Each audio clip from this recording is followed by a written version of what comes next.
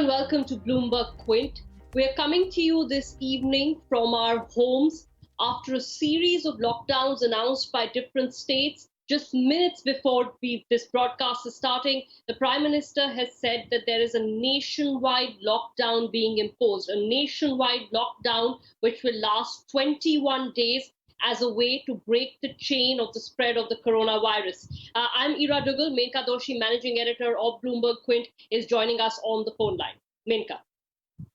Well, Ira, as you pointed out, the Prime Minister made a momentous announcement today pointing out that this was probably the only way that one can fight a virus of this nature, and that many developed nations had failed to be able to beat it any other way. So he stressed on social distancing and he stressed on the need for everybody to stay at home. But as you pointed out, this is a 21-day lockdown. And while it's necessary, this evening we will also discuss the implications of this lockdown.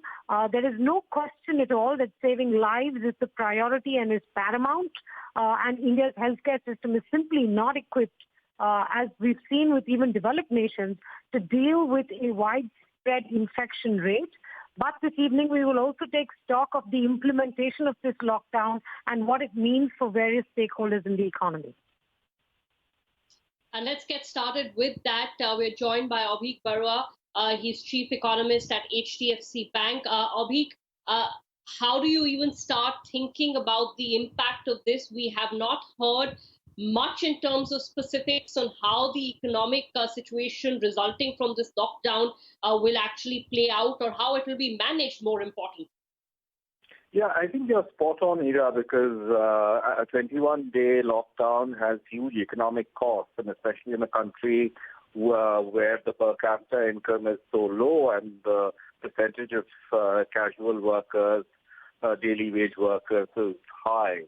So even if, you exhort companies to not lay off workers and keep them on the payrolls and give them their salaries despite there being no production, what about the informal sector and so forth?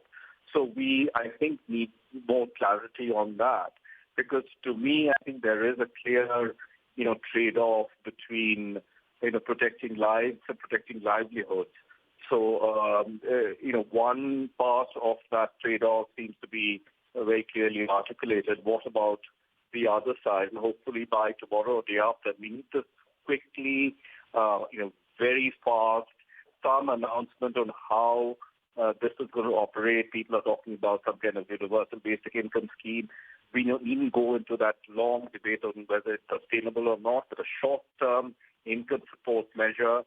And for one thing. The other is to ensure that once the lockdown is lifted, the supply chains are not so sort of exhausted and broken down that we cannot sort of resume production. So what happens there? What kind of inventory holding is possible?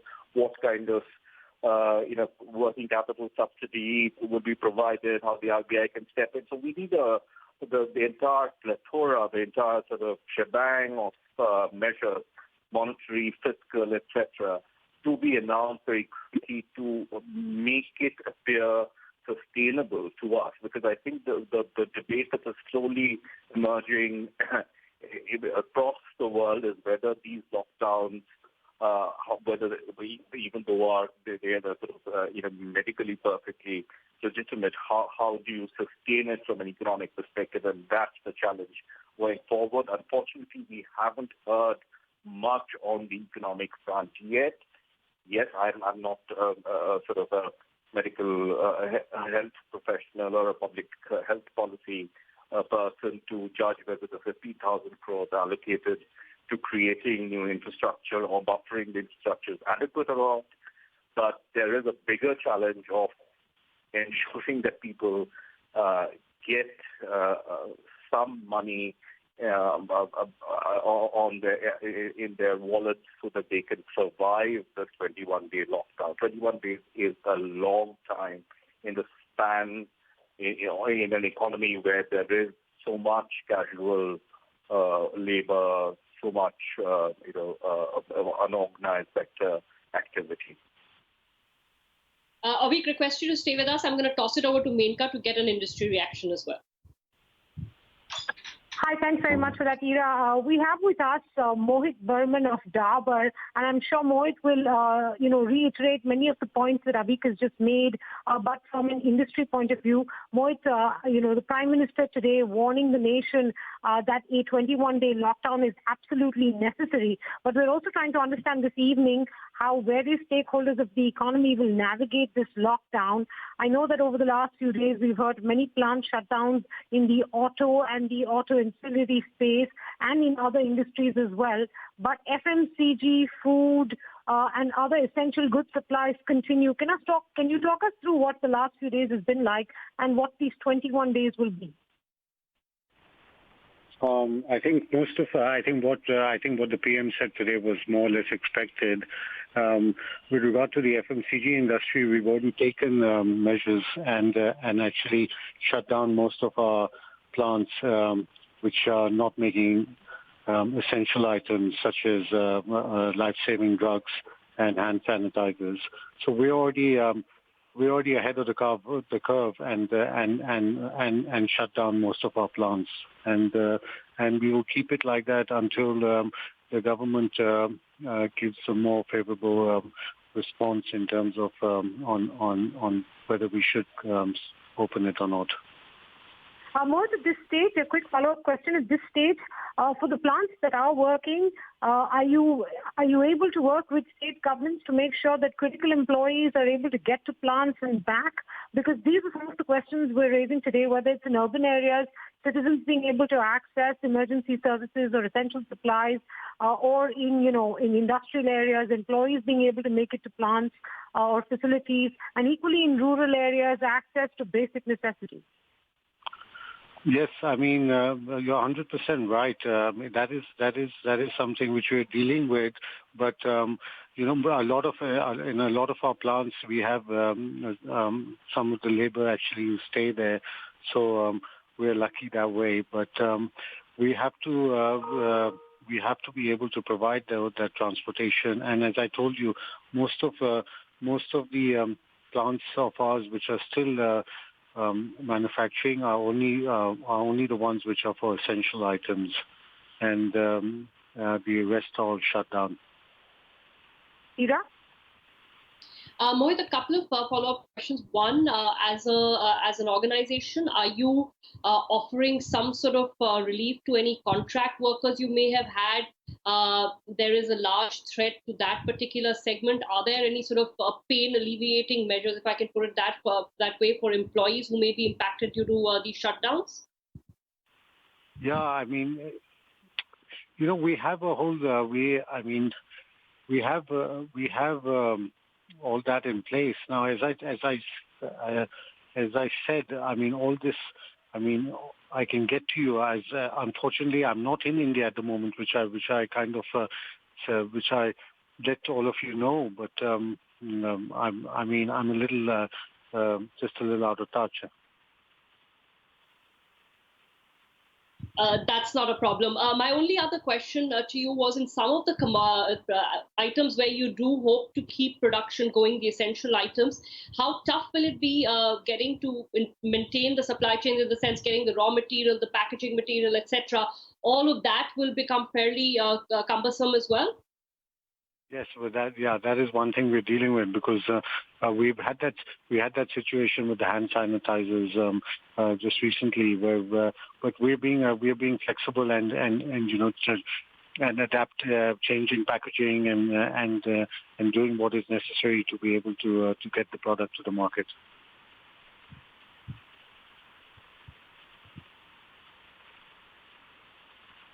All right, Mohit, thanks very much, and safe travels. I know that it's a difficult situation world over. We'll take it back to Abik to talk a little bit about, I think this the mention today that the central government has made to the state government in being able to use some of those cess funds to support, construction workers, and how the informal economy as well as daily wage earners can be supported through this 21-day period, even though we've had many companies come out and informally suggest that they are going to continue paying workers. These are the large corporations. What happens to middle and small corporations, given that business will be shut for a month? exactly the question I have.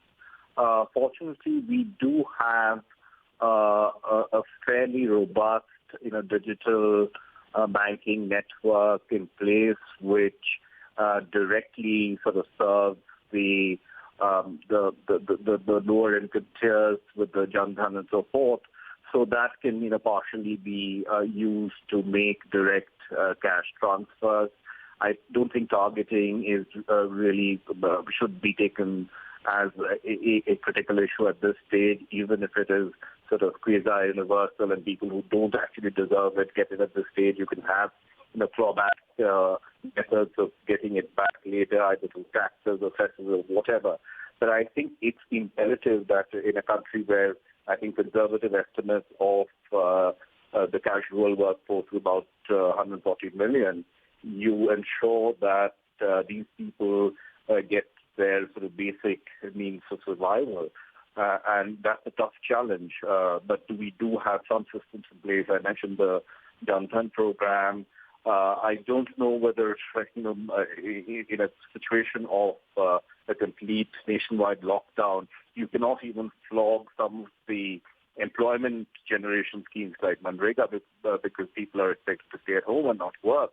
So it rules out, some of the employment-oriented income transfer programs. So it just has to be an unconditional cash transfer that has to go out to these people. So how that's going to be structured, implemented, and how the state and the center kind of coordinate on this bit of the exercises, I think the critical, I would put it beyond sort of an economic challenge. It's almost a humanitarian challenge that we face. That said, I'm sure that there is enormous sort of medical research support for the decision that the PM has taken, and perhaps we do need to, and the success stories of China and South Korea to some extent suggest extensive lockdown coupled with increased testing. But I think the economic bit and whether a lockdown is sustainable from an economic perspective, is very critical. And the other thing which I kind of always believed in is the notion of a stall speed for the economy, which is an analogy taken from aeronautics. So when a plane falls below a certain speed, it just sort of keeps going down and crashes. So we are,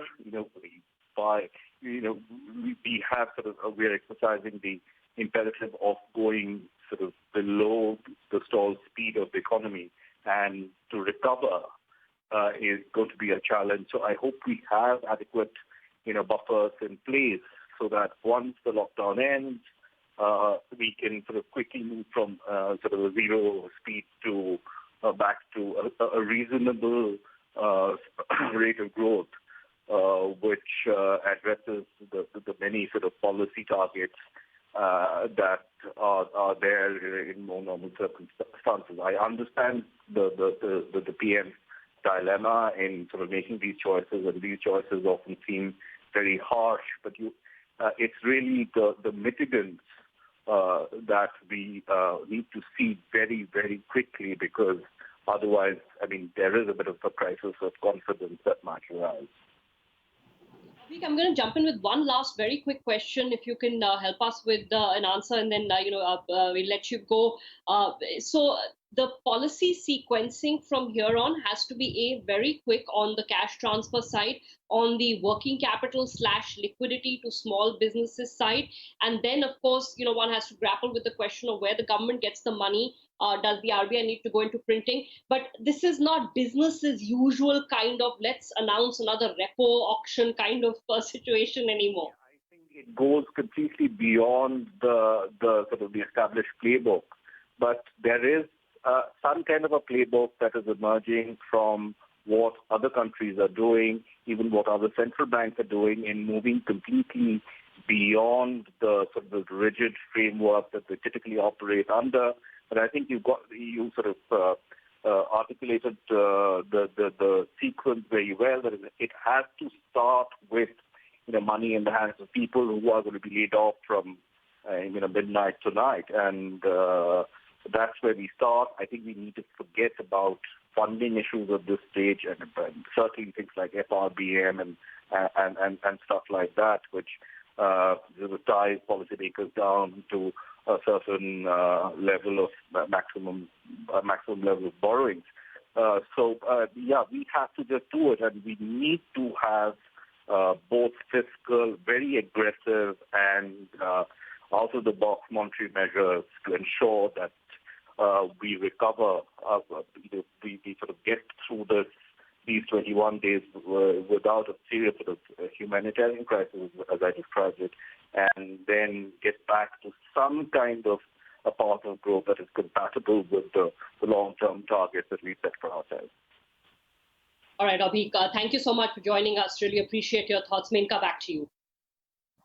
Ira, before we go to our next guest, I think two things to point out. We do have confirmation from the head of the Bombay Stock Exchange that the equity markets will continue to function as normal. I don't think we were expecting otherwise, given that in the last few days of a lockdown across the state and many other states in India, that has been the case. The equity markets have continued to function as normal.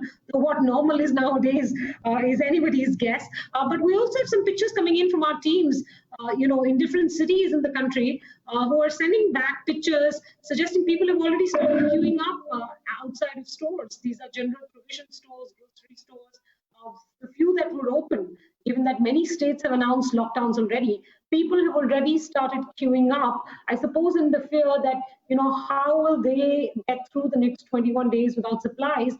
Well, the Prime Minister did assure that all essential supplies will be maintained. At least that will be the effort of his government, and I'm sure that will have to be the effort of the state governments as well.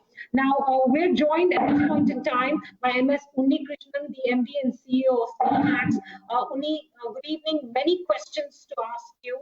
First, were you disappointed that today's lockdown announcement was not accompanied with any kind of economic or fiscal measures that could help the country get over a 21-day economic pause? Well, Ira, I am totally supportive of the Prime Minister and the government for having announced this, because there is no other choice for India, because the long-term economic difficulty, if the COVID were to be spreading far more the way it happened in other countries, would have been really unthinkable for India, so I support it. But the numbers are not spoken by many people. For India, which is a $3 trillion economy, every day of a lockdown of a countrywide lockdown is a $10 billion loss to GDP. So when you say 21 days, and already we were having partial lockdown for the recent 4 or 5 days time put together for majority of the country, which is economically supporting the country. We're talking about approximately a month going to be lost to the GDP contribution, which would mean you're talking about almost $250 to $300 billion leak to the entire system. Now, that is a very small price to be paid by Indians for the safety of the citizens, so I'm supporting that.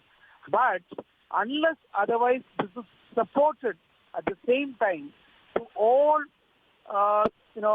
parts of the economy, the agriculture, the daily, because the people, almost 40% of Indians survive on that only. They have to be supported. Number two, the service industry, which partially will be working. And third, manufacturing is totally 100% lost out for this. Unless we have the economic package the way it is conceived and being announced by countries like Germany, America, Korea, unless that is done, it is going to be having a major inflict being done to the economy. So I would say it's the right price to pay for rescuing a country. But we are going to think a lot more as to how we are going to rescue the country in the next maybe. It will take minimum 2 years for this country to be coming out of this kind of issue when you're going to have a national lockdown for 21 days. Unni, this is Menaka here. I'm going to ask you one more follow-up question before I hand it over to my colleague Ira, and that is that, no doubt about it, maybe a lockdown is the only answer to this pandemic. that has brought many developed nations to their knees as well. So nobody is arguing that whatsoever. I think the question is that we've been waiting now for several days for the government to announce not necessarily measures to boost the economy once we emerge from a lockdown of this nature, but at this point in time, measures that can allow those in the informal economy, daily wage workers, those who will be deprived of a likely livelihood because of the lockdown, how will they survive these 21 days? And I think that's critical. I'm not necessarily only focused on large companies like yours, but I'm also focused on the various other stakeholders in the economy for whom 21 days without work will be really difficult to get through. Yes, that is the primary responsibility of the government. Let me tell you, I'm just outside my home, standing in a queue right now to pick up things for 21 days. But I have money in my pocket. But that is what is lacking in the poor guy. Even if he has to buy, he doesn't have the money. How do we reach to him this basic, not money, I'm talking about daily requirements of food? It's something which we need to take care of it. So many states have already announced it. Instead of having a DTH alone, that is the money to be transferred to their account, I would say that it is giving them permissions. So companies like us also are doing it. For every contract labor employed by our company in any part of this country, we already committed that for the entire month of March, month of April, and if it were to be going to the month of May also, we will ensure their full salary is paid, even if there is 100% no work done. So similarly, I'm expecting the corporate world, the larger ones will have to support the MSMEs, and MSMEs will have to ensure that at least the people who are engaged in daily work as the contract labor is taken care by us. That is our responsibility. The people who are not employed in any of them, it is the responsibility of the government to ensure that provisions are reached to them. So we have got a public distribution system, and enough and more food items, grains are available in the Food Corporation of India godowns. We have to ensure that it is distributed timely to them. Yeah, during this point of time, nobody needs to be living in luxury, but they need to have the basic fundamental carbohydrates and maybe little of protein getting into them. This is the responsibility of the government, the same government which announced a 21 days lockdown. It is their responsibility to ensure that it reaches there. All of us will also pitch in, but this is a necessity. That's the point number one. Second is, as we are going to be recovering from this, we need to be planning a lot more of financial packages where examples are available of developed world. We can't do the 100% replication of that in our country. However, a part of that needs to be done to ensure that the sick industry, many industries are going to become sick. For example, virtually every airline which are profitable today will also become almost closer to bankruptcy after 21 days of lockdown. The Indian Railways will be having no money available with them. Every public transport system and the logistics management system are going to be almost closer to bankruptcy for 21 days of lockdown in the country. So if that were to be reviving, we need to think through right now itself to ensure the packages are announced in the next 2 to 3 days' time so that all of us get prepared to ensure the system comes back to not normalcy, not a serious ICU. You're putting the country into an ICU. Take it into a normal, maybe a care ward, and from there only the patient has got to walk off. It will take maybe 6 months. That's my opinion. Only stay with us. Ira, I know as journalists, we tend to get very impatient with things and we keep wondering when will the government or when will the RBI make these announcements. This afternoon, when the finance ministry announced several relaxations in tax filing and compliance deadlines, we were hopeful that she would suggest towards more. And this evening, when the Prime Minister was slated to address the nation at 8 p.m., we went into it expecting him to announce more at this stage, but he hasn't as yet. So I'm just wondering how various components of the market are looking at this from your point of view. And I also wanted to tell you we're joined by Niranjan Hiranandani, the Managing Director and co-founder of the Hiranandani Group. Let me go straight across to him because I think one of the steps that did get announced today was money being released from the construction workers welfare funds, which rest with various states, to construction workers. The government said that kitty is about 52,000 crore. Mr. Hiranandani, thanks for your patience and thanks for joining us. Can you help us through whether you think some of the steps that have been taken by individual states and now by the center to target that construction worker community, which is very large. I think we've more than 5 crore people who are in that segment, both between infrastructure and real estate. Some measures have been taken to tackle that immediate problem for that segment, sir? So several steps have been taken. First of all, our members have committed to see that the construction workers, whether temporary or permanent or contractual, are taken care of and that food is available to them. Those who are living on the sites or near the sites of our things. So 100% contractor people who are living on the sites will be taken care of by the developers in the country. That's a commitment that we have given to the government that we will take care of it. Number two, we did mention to the Prime Minister that there is almost 25,000 crores of rupees of labor cess collected by the center and the state governments, almost 4,000 crores with Maharashtra, which have not been spent on the construction workers and migrant labor in all these years. So we have requested that if that can be used also to be able to pay to them. Most of these people are already on the list of the EPF. So all of these contractors have over a period of time got the EPF numbers. At least of all our members, they've got all these people numbers done.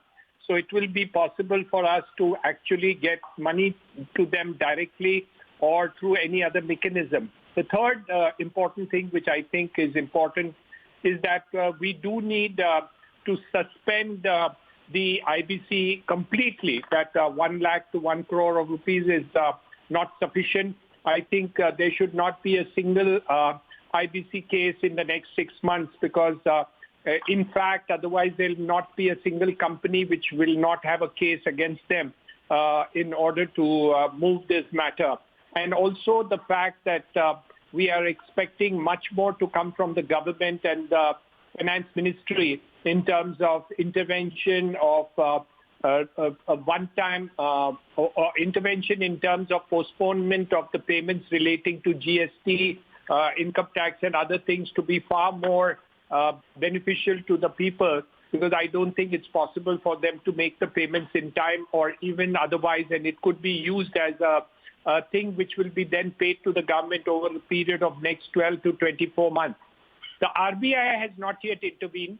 I think RBI intervention in terms of doing a one-time rollover or a restructuring of all loans which come to be on 31st March is needed. We did it in a fashion in 2008, October, when we had done that at that point of time. I'm surprised that the RBI has still not come up with that rollover or restructuring. I think it needs to come off as of yesterday. So I think that's extremely important for us to get an announcement of and a suspension of the IBC Act, not just for values which we are talking, but no further notices relating to IBC for the next 6 months. I think if you don't do all these minimum things, it will be not enough. We are waiting for the rest of it to come from government, but I'm sure that's going to happen very quickly. Menaka? Well, I think Mr. Hiranandani mentioned RBI. That's squarely in your ballpark. I'm not going to comment on, whether or not the RBI will move in the next week or so, though I do believe that loan moratoriums have been part of the playbook for many, many countries that have already announced measures. And I will not be surprised if the RBI does so. I will be very surprised if the RBI does not do so. I'm not sure what you're picking up. Yes, I assume that they will. But the question is not of when they will. When will they do it? It's not a question of waiting anymore. Why is this suspense left to the people to hear? I think it's about time that we heard it very quickly. We don't want this burden to remain on the business people and small and medium enterprises. All these people don't want to now start running to the office and being able to be protective in terms of what they are doing. With this 21-day lockdown, I think we need a fiat to come from the government and the RBI very quickly so that we don't have to run to our lawyers and other people in order to make applications, stuff like that, and keep everybody busy with all the statutory work rather than actually doing the real work on the ground. So I'm really happy that the Prime Minister has done it. We in Mumbai have seen that the third stage is almost there. So I think it was absolutely imperative for it to bring. The hospitals and other things are also getting ready. I think the state is quite in a state of readiness to take care of the matter, but we are worried about the scale at which this whole thing can blow up. I understand that there is going to be a lot of difficulty. I think the real estate will be in probably the most difficult situation, and the rest of industry and trade and business and hospitality and airlines and every single business is going to be in trouble. But I don't see any alternative out. Only if we are living, then can we have economics. So I think life is more important. Undoubtedly, Mr. Hiranandani, I was just tossing it back to my colleagues, Ira, who's our economy and banking editor, to sort of take us through if the RBI is considering any of these measures at this point in time at all. So, Ira, that question was more specifically for you as to when we might hear something from the RBI. Menaka, I'll keep it brief. I know Mr. Kirloskar is waiting on the line as well. So look, I think from what we understand, all of these options are very much on the table. We don't know what the delay is, but I think the two things that we had picked up from our sources is that it's not just about the loan moratorium. What needs to be designed first is also some sort of a liquidity line for businesses that may need to function. You can say that, okay, don't pay the interest, but you will also have to say don't pay the principal for 3 months, don't pay the interest for 3 months. These are people who have loans. But what about people who need liquidity, because your cash flows have gone completely silent for a large number of businesses. So I think and I'm not saying that the decision shouldn't have come as of yesterday, it should have, but there are two parts to it: the liquidity provisions, the loan moratorium, and then very rightfully for the larger corporations, as someone has been asking, what happens if you have borrowed from the corporate debt markets and your cash flows have dried up and you cannot actually pay that back? That will not be covered by a loan moratorium even from the RBI. So SEBI and RBI will have to come in and see what kind of relief would be needed for bonds, because you can't have people defaulting in a situation like that. Aditya Puri had done a conference call and he said, look, these are not non-performing assets as of now as we know them. There is a short-term cash flow stoppage. So this is a far wider package. Maybe the RBI is trying to get it all together.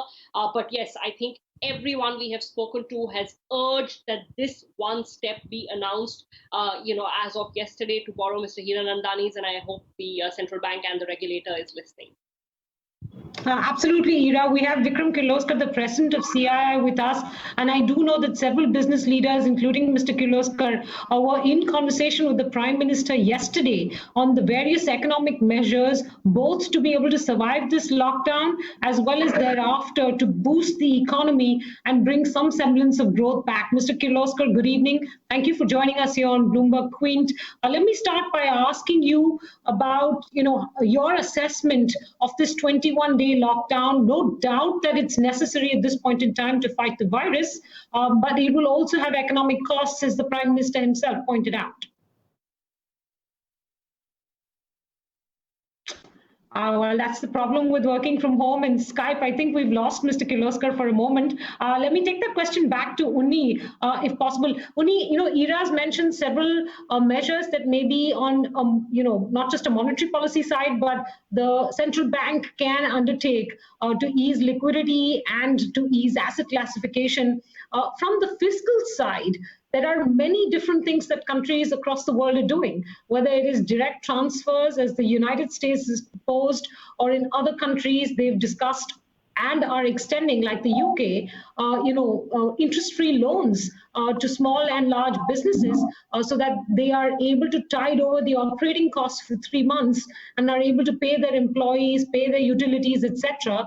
And these are loans that will come with zero interest rate or zero interest payment and with government guarantees. So several measures in different playbooks.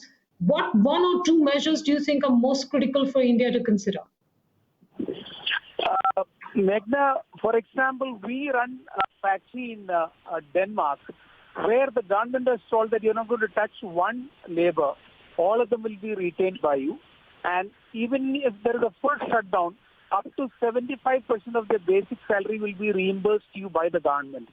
So my take is that it doesn't, the larger industry may not need that to be given.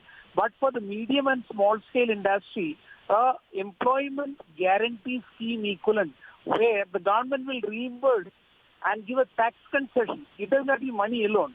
For the tax that they are supposed to be paying, that can be offset against the employment that is guaranteed and retained by them. That's number one. Second, like what Ira mentioned about, working capital is going to be the biggest challenge for everybody in the next maybe 6 months in majority of the industry and for 18 to 24 months for some types of industry.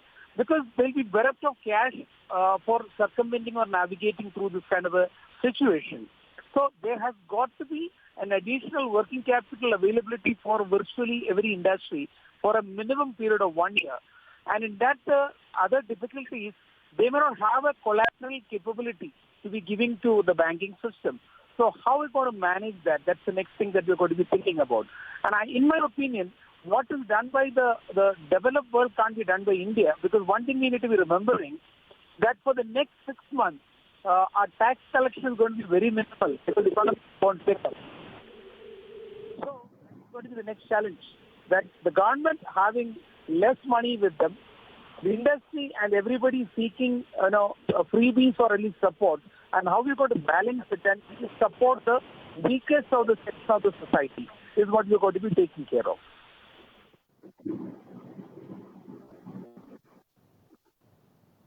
I think we do have Vikram Kirloskar, President of CII, back with us. And Mr. Kirloskar, the question I was asking you was, how do you assess the economy will navigate the next 21 days, given that there is no doubt that we need to go into a lockdown? In fact, many states and districts are already in a lockdown. So in effect, the Prime Minister has only reinforced what several states have said and asked the nation to follow both state and central authorities. But these 21 days are going to be difficult from an economic point of view as well. Yeah, it is going to be difficult from an economic point of view because everything is going to be closed down. I know all the manufacturing plants, and except for the essential services, they're all going to be closed down. So it is a difficulty. The bigger difficulty is for the industry like the tourism industry, the daily wage earners, people who are construction workers, this whole lot. I think that's an even harder situation. From CII, we have suggested that can we look at a direct cash payment into their bank accounts, even a small amount, to hold people through 3 weeks of this kind of a lockdown. Getting the industry back to its feet after the lockdown is another story. I think we have some time to think about that, what kind of bullets we need to fire after the virus comes down. We have some time to think about it. Right now, I think the poor people, for the next 3 weeks, the daily wage earners, that's a more critical issue.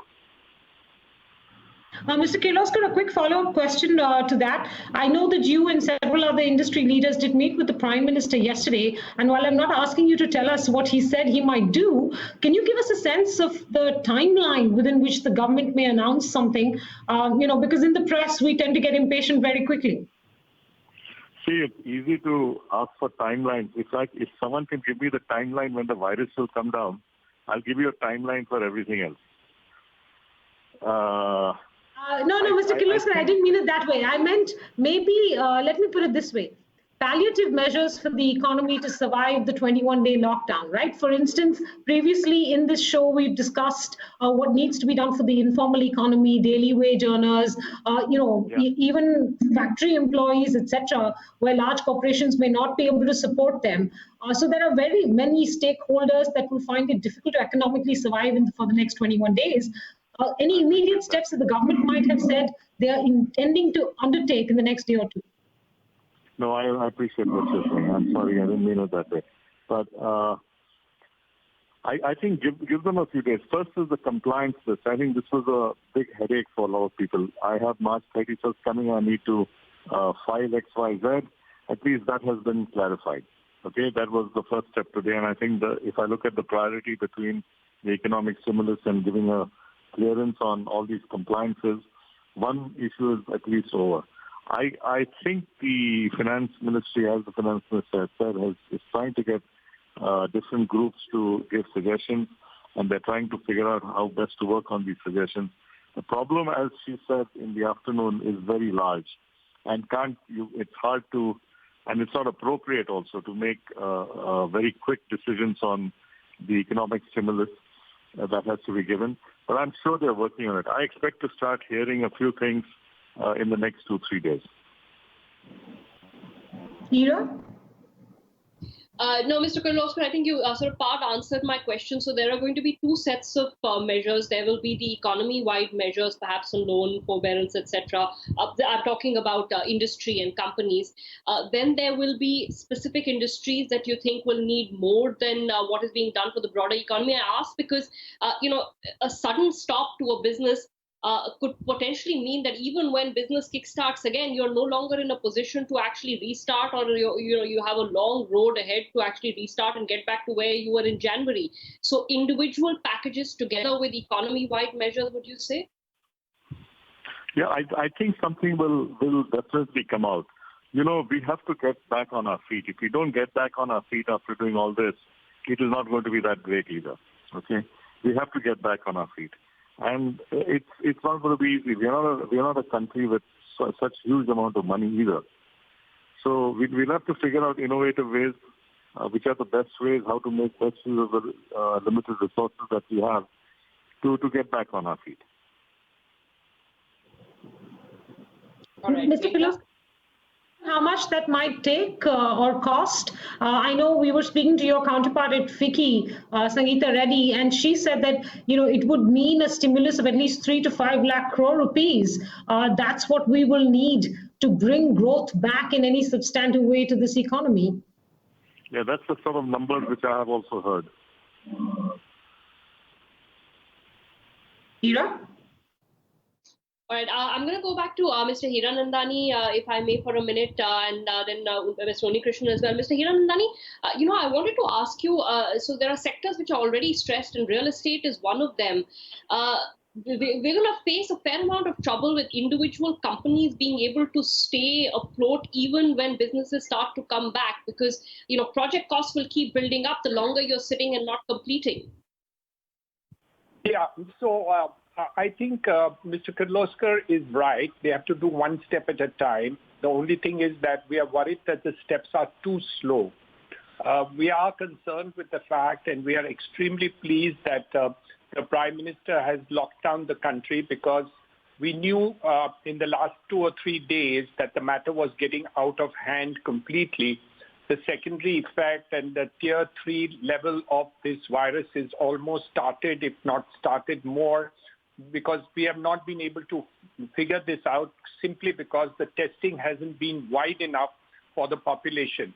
Now that private testing is started, we will be able to know in a couple of days the seriousness of this kind of problem, which is really happening, and hopefully this lockdown situation which is imperative, will happen. Now, correctly speaking, we do need all the economic support in terms of what is doing, and we need innovative ways of doing it. For example, we talked about the labor cess.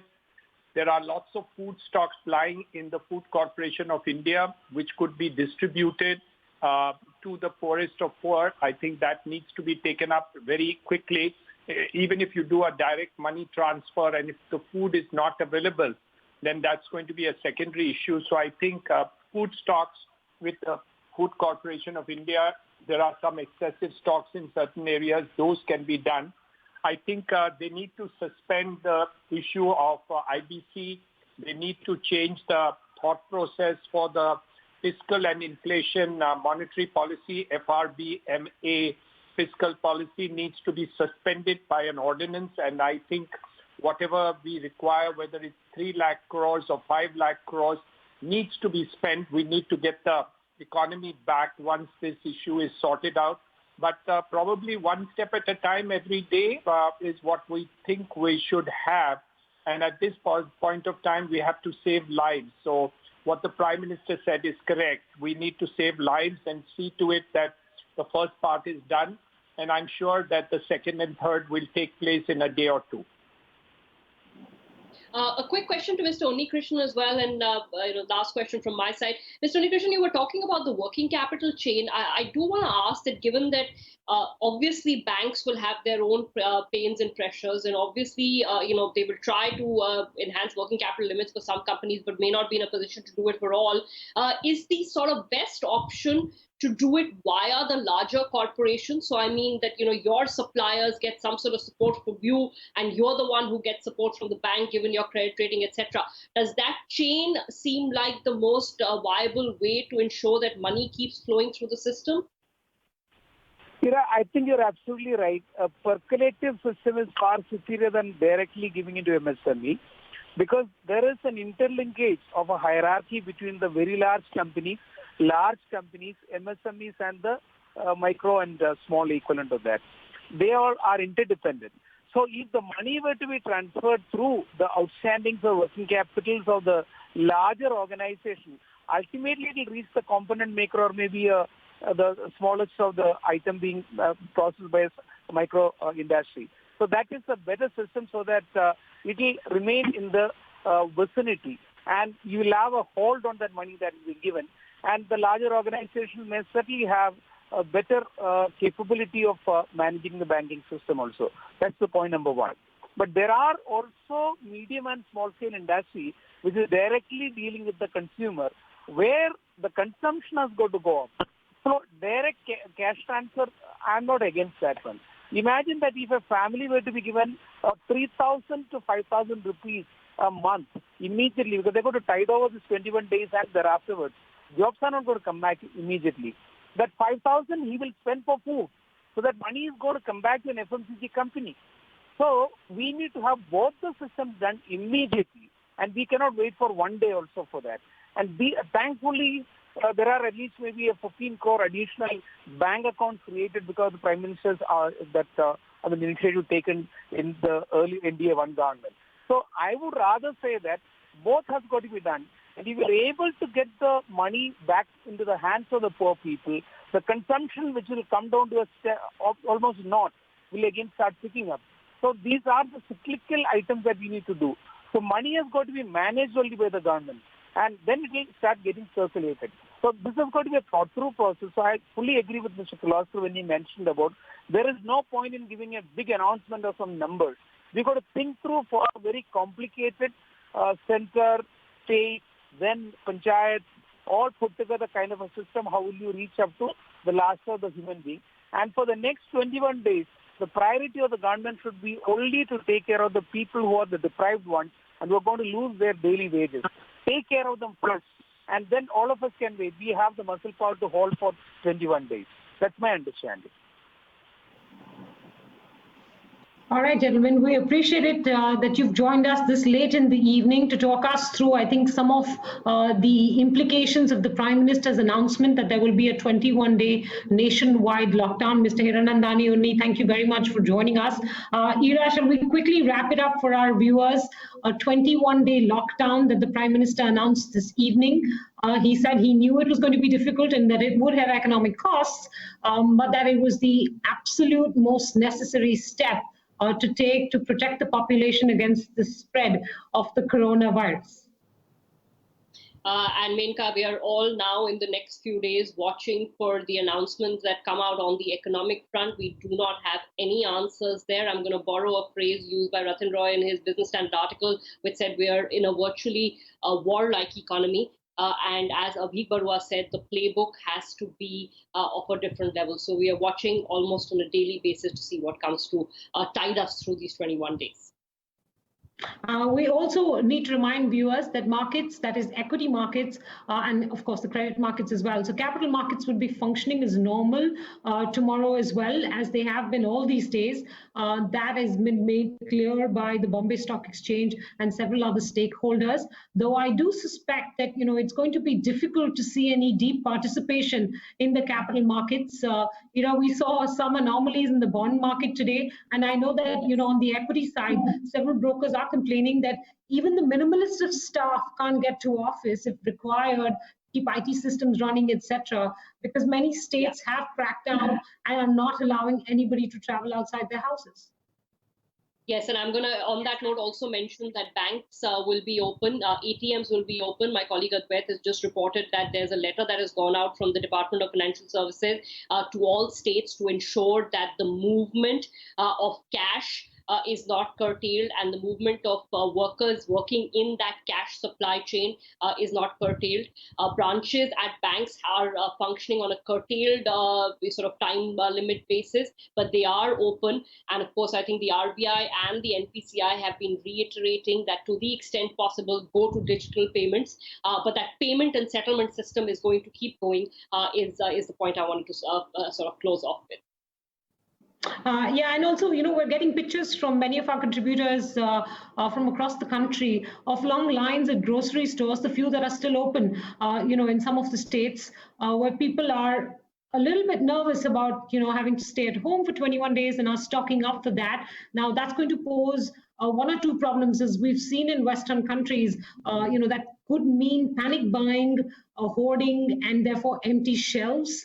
That makes it difficult for everybody to get access to the basic necessities, and it also creates optically short-term temporary supply issues, or shutdowns, so to speak.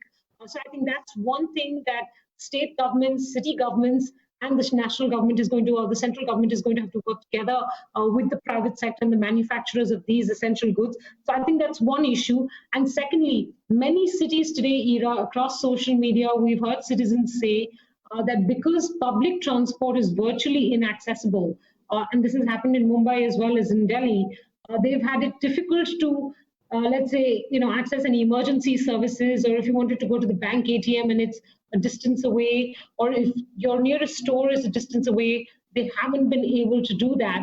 So I think, at various levels, governments will have to work together to be able to figure out how they're going to be able to manage that for 21 long days. Absolutely. There is no doubt that there is going to be a large exercise, countrywide exercise of managing citizens, their daily lives, and then the economy. All right, we'll wrap it up there, Ira. And Menaka, me signing out from BloombergQuint. Thanks very much for watching.